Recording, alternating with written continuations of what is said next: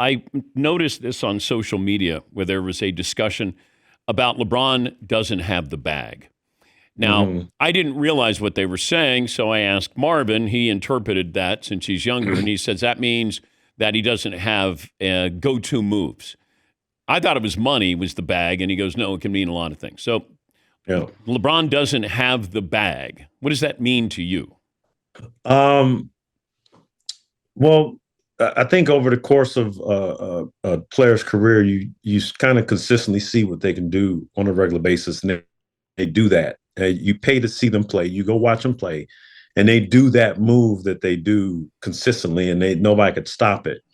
There's so many players over the history, and just kind of when you look at the NBA today, we've lost a lot of skill from that standpoint. Because even when I came into the league, we had mid-range players, we had great pick and roll players, we had great post-up players, and so now it's kind of like you're looking at a league of guys that you're shooting. It's a lot of one-on-one stuff. You're shooting a lot of threes, and ironically, between OKC and Indiana, they're probably two of the few teams in the NBA that are shooting mid ranges, and that's evident in how they got here today to be in these finals because they're not relying on analytics to only shoot threes. They're making sure they get into the paint. So when they have those scoring droughts, Halliburton drives like uh, in the game 7 against New York.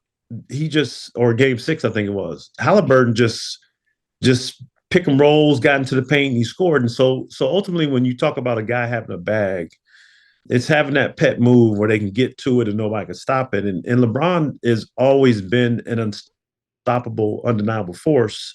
Where if you put a bigger guy on him, he can't keep up with him because he doesn't have the footwork. And you put a smaller guy on him, he doesn't have the size. So LeBron's never really had to have a pet move because he can just go downhill and score over everybody. Yeah, but the casual fan doesn't appreciate that, Ray. They don't see what you see. They want to Mm-hmm. see like, oh my God, there's a sky hook or Iverson breaking ankles. LeBron with physicality. Nobody's going to go, wow, look at that. And Jordan had the aesthetics. I mean, he had, whether it was the fadeaway, going to the hoop, all of those things. It just feels like because LeBron doesn't look, his game doesn't look pretty, therefore he doesn't have a bag. Well, I mean, also it's statistic driven. The league is because the guys are scoring more. So being able to get to the free throw line, being able to score in transition and take the first shot available, you really don't have to because I think even with Giannis, the year before they won the NBA championship in Milwaukee, you can see that he was trying to play a certain way where he had to have the ball in his hands. He was trying to make a move and he didn't have it. He didn't have that skill set.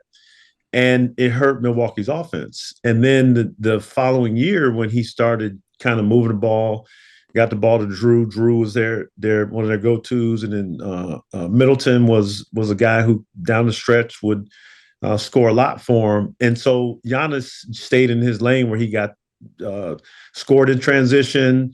If he got a wide open shot, he took it, but he didn't overassess his abilities. And I think a lot of times that's what it boils down to is just understanding who you are and just sticking to that. And you have to rely on your team. So with LeBron, that's just the pop culture way of saying that he doesn't have a go-to move that people can rely on seeing from him every night. But he's still, as much as he's in the game, he's still going to score 25 plus points a night just because he has pure dominance.